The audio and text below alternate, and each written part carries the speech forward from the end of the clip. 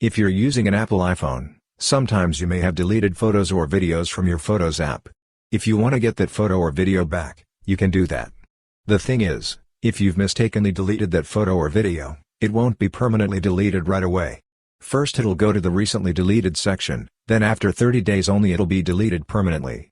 So within 30 days, if you go to the recently deleted section, you can easily recover that photo or video. Anyway, for that what you need to do is open the Photos app, and for example, I'm deleting this photo. For that, I'm long pressing and clicking on delete, and I'm clicking on this delete photo option. Now that photo is deleted. If you want to recover it, what you need to do is, here you can see the albums option, click on this. And after that, scroll down, and when you're scrolling down here you can see the utilities section, and under that you can see recently deleted. Click on recently deleted, and here you can see the view album option, click on view album.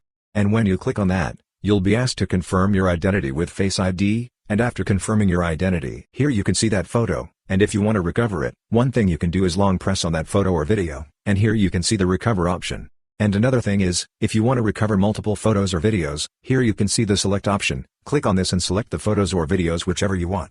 For example, I'm selecting only one photo.